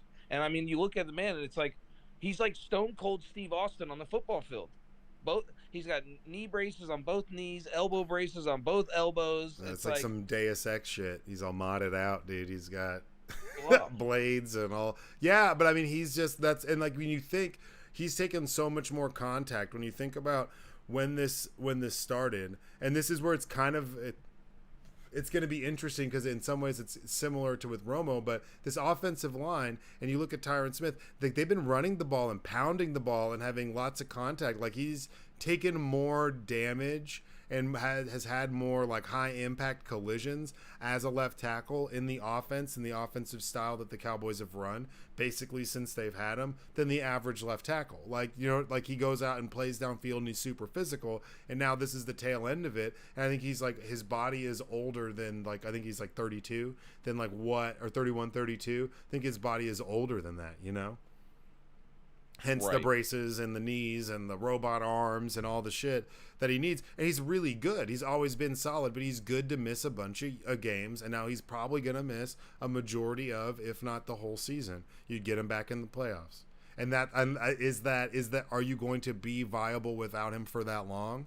Like you said, that first 4 games they play, those are some good pass rushes and pretty good defenses that are going to be coming after Dak. And the last time Dak was getting chased around and he ran, it was a freak accident, but he ended up breaking his ankle and getting tackled and rolled up on. So is Dak in the position to be that mobile and running around? And is Zeke going to have this breakout year he needs to have for the Cowboys to really be a viable playoff contender? I don't think it's possible. I don't think that the all the pieces are there, and I think that missing pieces in the passing game just exacerbates the issues on the offensive line. It might take people longer to get open. CeeDee Lamb's guaranteed to be doubled.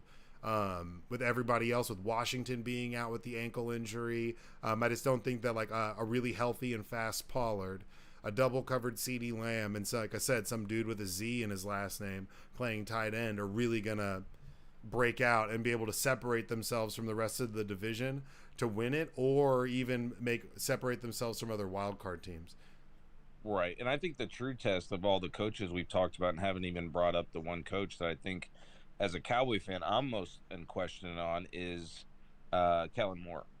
Or not Kellen Moore. God, what am I'm having a brain fart. Our offensive coordinator. Yeah, that's Kellen Moore. Okay. No. Yeah. Was picturing him as a backup quarterback. Well, he used to be. Yeah, he was the quarterback for Boise State and has all those crazy stats and was super good. Fuck Kellen Moore. Unless he gets his shit in check, far as he is such a high passing mindset, and it's such a, you know, I hear it on every sports talk, and it's so overrated or, you know, oversaid or whatnot. It's just, if Cowboys can't establish the running game this year, because I've said it from the start, Dak is a play action quarterback. It's not that we need him to be a running quarterback. He just plays better off of the run. Mm-hmm. And if that's not established, offenses is in big trouble. Yeah. And, you know, I have been more of a Dak fan than a Zeke. I always give my dad shit about it because I remember the first, forget how long of a touchdown pass that Dak made in the preseason game. I looked at my dad and I go, dude, Dak is our next man. And, whenever they drafted Dak, I was like, shit, he's good. Because I watched him play at Mississippi State, and I was like, that guy's good. That kid's a gamer. So, like, I have a lot of respect for how Dak goes out there and leads the team, for sure, as someone who's a supreme Cowboys hater and fucking hates them. He definitely is, like, more of a problem for me than he is, like, for the Cowboys. Yeah, he's definitely legit, and but I don't think he has the most talented arm. Like you said, he a lot of his success stats have been predicated off of being behind and having to throw the ball. And yeah, like you said, play action pass. He's good at, getting the receivers in stride, but he doesn't throw the best deep ball.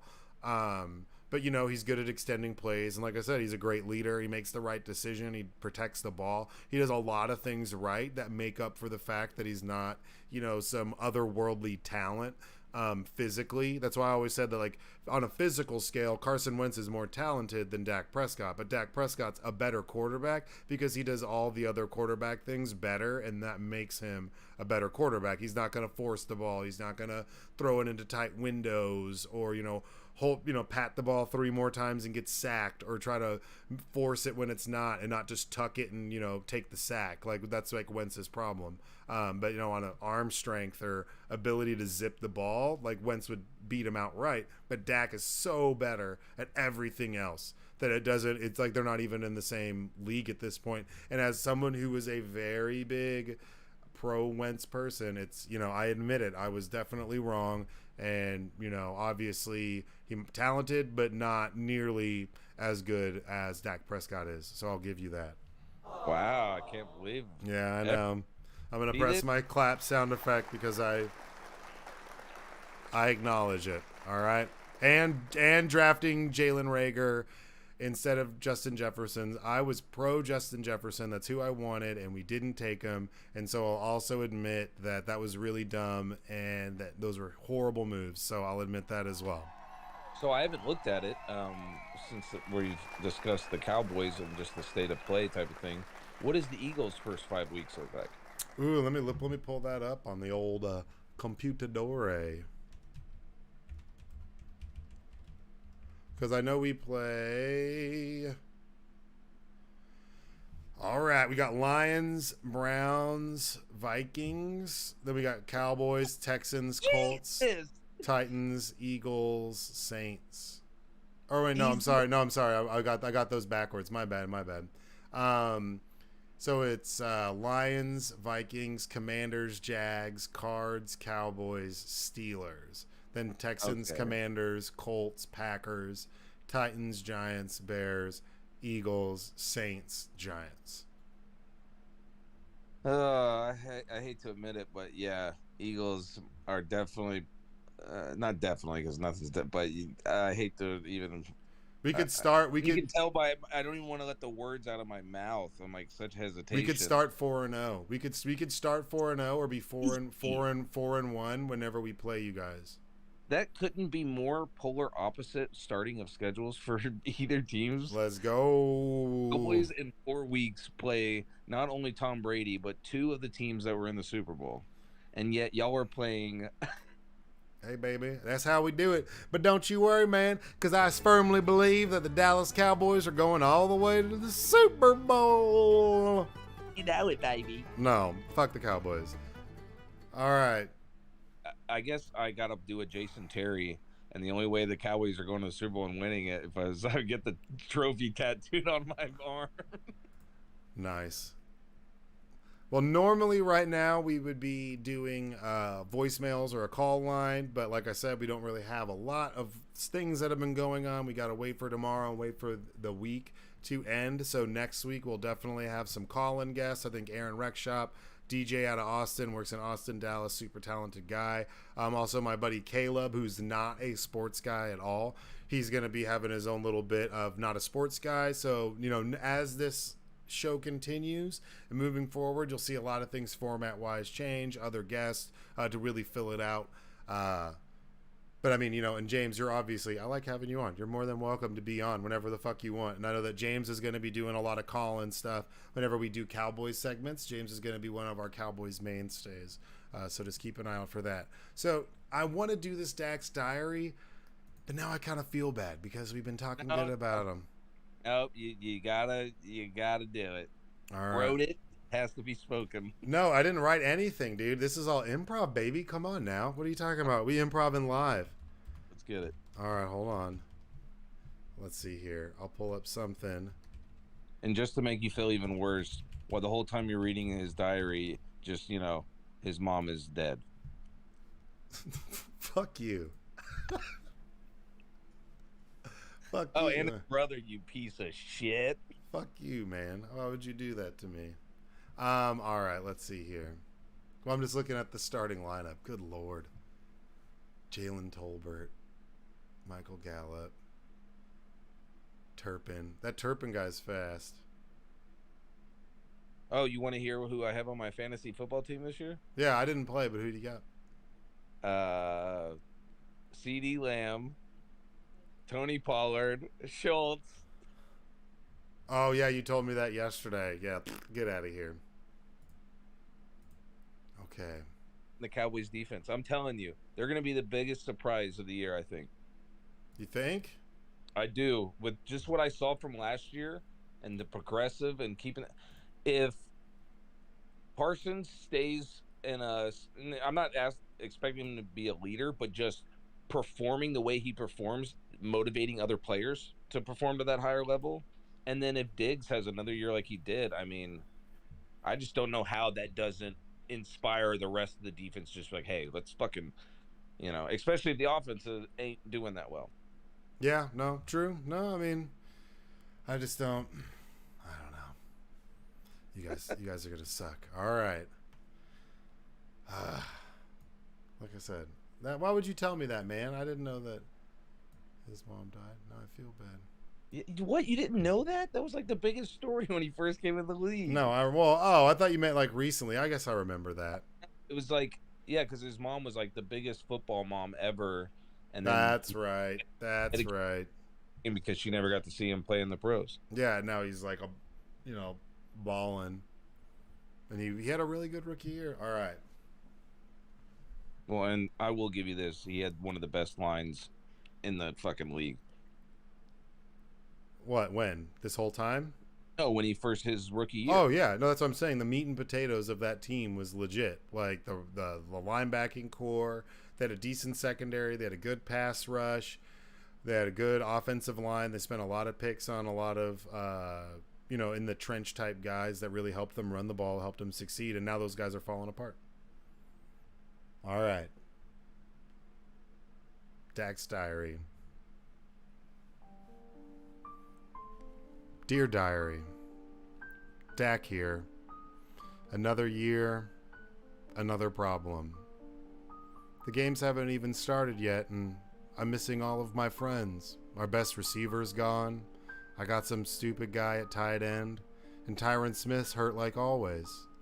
Zeke says this year's going to be different, and I really hope it is, because I know that Mike McCarthy's not doing shit, and Dan Quinn and Kellen Moore are fighting over who's going to replace him, when in reality, neither of them are probably going to be here next year or the year after that.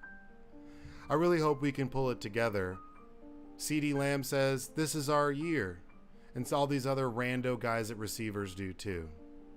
But the O-line looks shaky, secondary's still garbage, Kelvin Joseph going out committing gun crimes with friends. I just don't know how it's going to get any better. Gonna try to stay positive, sell some Wingstop, do some more commercials, and hopefully this year is different. But I doubt it. Love always. Dak Prescott. Boo. The only part that you failed at was I thought you were going to drop it at the end with the commercial ad. I thought you were going to say, and just hit me up if you ever need a reference of a sleep number. Yeah. Oh, yeah. No, yeah. Or if you need a sleep number. My sleep number is number 4 because that's what my number is. Like, that's the worst. That's so low. Like, what do you... No, what that's is... We're on the bed. Yeah, I know. Come on, man. I'm making fun of him. Jeez. Yes, I know. All right. Well, like I said, normally we'd be doing call lines, but we don't have any of those. You got anything else, man? I'm probably gonna, I think we've gone through almost everything. We got the betting. Shout out to Joseph. Isn't that crazy? His fucking robot computer that pulls all of this internet data that gives him predictions. Isn't that badass? That's like the dude that won one of the Jeopardy guys, James. I think he talked about that shit. Yeah, it goes over my head. That's why they talk about with FanDuel and stuff. There was this big piece in the beginning that a lot of the people who win those like quick fantasy football league and like win $1 million in a day, a lot of those people are people who've created algorithms like Joseph has that pull that data and then give them what the players they should pick and like take in consideration the weather, like the grass, if it's grass or turf, all sorts of stuff. And those are the people that normally win a lot of those because they've, created like a CPU, like a computer aspect to it, really automated it and made it almost unfair.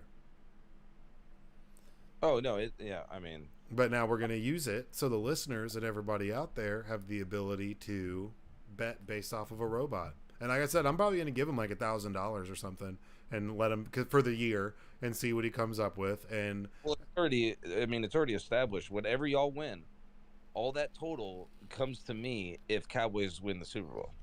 No one agreed to that. And if they don't, I mean, I don't pay anything. This Well, you're is not even in it. Yeah, this is just, you just get to watch it throughout the season. I could potentially lose a lot of money. yeah, dude. I mean, you're the one putting the money down. Well, yeah, he's a college kid and he needs to have some fun, and and like he's got this system, and he was explaining it to me, and I was like, dude, when we start the sports podcast, like I need you to do a segment, and like we need to like do that. He listens to betting podcasts. I mean, he's been, like you said, he built that thing. That's crazy. I don't even know how you go about doing that. Well, since you brought it up in my intro, one of my outtakes I'm gonna end my segment in is I'm gonna drop some random wrestling information that I just read tonight, and it blew my mind. Okay, like I said, like I stated previously, James is a big wrestling guy. We've talked about doing a wrestling podcast, or letting him do a wrestling podcast, which you still need to kind of work on. But yeah, he's a big wrestling head. So okay, drop. What's the news? On Sunday, and they crowned a brand new trios champion and a brand new, world champion. And we start watching AEW Dynamite tonight, and Tony Khan, which is their like Vince McMahon, he's announces that they are relinquishing the titles and they're having this whole tournament bracket. And as a fan, we were sitting there going, "What in that? Like, you just took the belts away from the people that won it in the pay-per-view?" And so I'm like, okay, I gotta go dive on the internet and figure out what happened. So apparently at the press conference after the pay-per-view, CM Punk started talking shit to a bunch of wrestlers, what then got into a physical alteration, and now a bunch of wrestlers are suspended from AEW. Yeah, I saw that CM Punk had some words. He's crazy. Yeah, wrestling is so drama filled and so fucking wild. All the stuff that goes on in the wrestling community, just in general, it trips me out. But I'm not. People straight edge are a little high strung because they don't have any substance to relax with. Yeah, yeah, but I mean, so how many people got suspended? Oh, I mean, up to 6, and 3 of them that got suspended are literally like executives within the company. Oh, damn. See, and that's one thing that's wild about wrestling too, is it's like the front office and the admin portion just spills into like the drama constantly. That's wild. Oh yeah, and it was crazy because they set up this whole story, and it's to the point where CM Punk was one of the more popular acts that AEW signed. Yeah. Now there's talks that by tomorrow he could be completely fired from the company. Damn. But I mean, aren't they all like private? Yeah, they're all like private contractors. They all like fuck these guys out of their deals For a year and stuff, but it's like because I just read the other day about one dude apparently wasn't happy with his character or what's going on, and so he was trying to get out of his contract, but they were like, dude, we got 3 more years on your contract, we're not letting you go. Yeah. If you do something fucked up, they can just, I guess it's in the contract where if you fuck up the stimulations of the contract, it's like, oh, you can be dropped at a moment's. Oh yeah. But huge acts, I mean, it was just shocking to be like, wait, why are they giving these belts up? Oh, because these dudes got in a fist fight in the locker room afterwards. And so it's real, people. It's real. And for them to get suspended, that's got to be a pretty bad fight. And those are some big fucking dudes. Oh, and big acts that are suspended too. So it's it's not like, oh, some small guys that don't have much airtime, so it doesn't matter if I suspend them. It's like, oh no, these were your champions with belts. Yeah. That's crazy. All right, well, hopefully you have, when you do your segment tomorrow, you have more wrestling news or a wrestling update for me, because that's interesting, and you're way more immersed in the wrestling drama than I am. So well, when I heard your cousin say golf earlier too, I was like, oh, you mean disc golf? Yeah, of course. Yeah, betting disc golf, man. I really think that Scooter McDaniel's gonna like just take the disc golf U.S. Open. So like I'd bet that line, dude. I'd put money down. If you want to be the biggest, riskiest gambler of sports betting, bet on some wrestling matches. Well, yeah, I mean, yeah, I don't think you can. Oh, this guy's stronger. Oh, this guy's. It's like whatever's written. is going to happen. Dude, what I would do is I would be friend a writer, and I would know what was going on, and I'd place bets. Some insider trading, Yeah, huh? some insider wrestler betting. Let's fucking go. That's how you do it. Because all you need to know is all you need is a script. You watched the new Netflix documentary about the NBA ref? No, I haven't watched that yet, but I will. I remember when all that went on. So Tim Donaghy's like a super interesting character and super fucking weird. So I plan on watching it this weekend and then talking about it next week.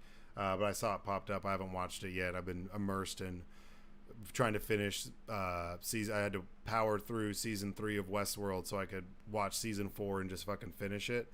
Worth it? Season 3 gets better at the end. Season 4 is pretty good. I mean, I'm only like 2 episodes in, but it's good. I mean, I'm glad I finished the 3rd season. Once it was past like the 3rd episode, it got better because I got the premise. I wasn't like annoyed with it, and then it started to piece together at the end, and I was like, oh, okay. But you know, when I first started to rewatch it from episode 1, come episode 2, I was like, oh my god, why am I doing this? Now I'm remembering why I stopped watching season 3. But I'm glad I finished it, and season 4 is pretty good. It's not bad, and if it's a conclusion, I'm happy with it. Like I gotta get it over with. It took too much of my brain power when it first came out, and I watched the first 2 seasons to not finish it. Well, the only other thing I've been watching, and it's sports related, I'm not a big basketball guy, and I love the HBO Lakers series. Oh yeah, well the Lakers are fucking crazy then. Now I'm watching the Hulu, the documentary on Lakers, and it's very interesting. I'm actually enjoying it. And they nailed it with John C. Reilly playing Bus. Oh my god, they look almost identical from real life to the show. Yeah, no, true. Yeah, that one's really, really good. They did a good job on that. And shit like that's so expensive to make. To make things like period appropriate, everything. That had to be such an expensive thing to make. Oh, and I mean, how do you find a young black actor that looks like it could be Magic Johnson's son? Oh yeah, I mean you have to go out and like recruit. I doubt there's like people, you know. I mean I don't know if they have an open casting call for that. You'd have to go track that person down. Those are real niche roles, you know. Right. Well, it was like even when he smiles, I was like, oh my god. Yeah. Oh yeah. Yeah. But I mean, they supposedly you're like it's statistically possible that like you have a doppelganger. That there's other people that look like you just based off of. My life, a friend was in Florida, and she said she literally went up to the dude and was like, James, what are you doing in Florida? And she's like, oh my god, you're not James. Yeah. And she right away was like, dude, I just met your doppelganger. I've gotten people who've said that about me. Like, I met somebody who looked just like you. I thought it was you, and it wasn't. I was like, oh, dang, that's super weird. And you respond, oh, all of us black people look the same. Yeah, yeah. What is that about? Get out of here. Well, all right, man. Well, like, I appreciate you coming on. I think I'm going to wrap the show up since you don't have the call lines or anything. But I really appreciate you coming on, and we'll have you on next week. So, James Elwood, you are the best. I really appreciate you coming on, buddy. Much love, brother. I will see you soon.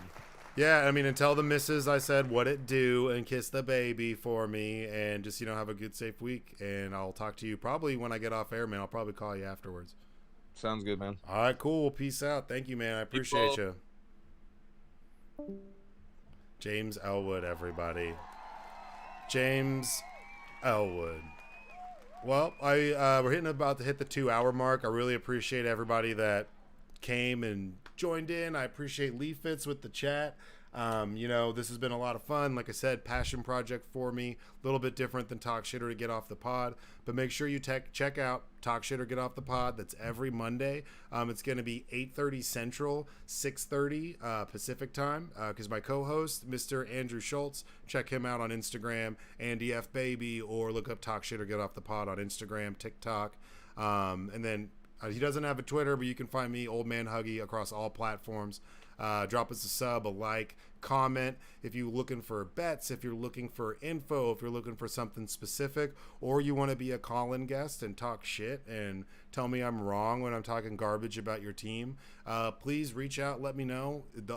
We'll do open call lines at some point. So the more the merrier. And like I said, I just really appreciate you guys being here, stopping by. This is feeling good. I'm super pumped. So this is super awesome that I got to do the show and y'all stop by. Now, y'all just be good, stay safe. Let's watch this football this weekend. Texas is going to choke. a lot of teams, there's going to be some parity, but I think Texas is going to choke a bunch of other good games as well. So just pay attention, place your bets if you got them, and yeah, y'all just be good, stay safe. The angry black quarterback or old man Huggie is out. Thanks, you guys. Appreciate you. Oh no, what happened? Oh no, what happened? Thanks, guys. Appreciate y'all being here. Take it easy.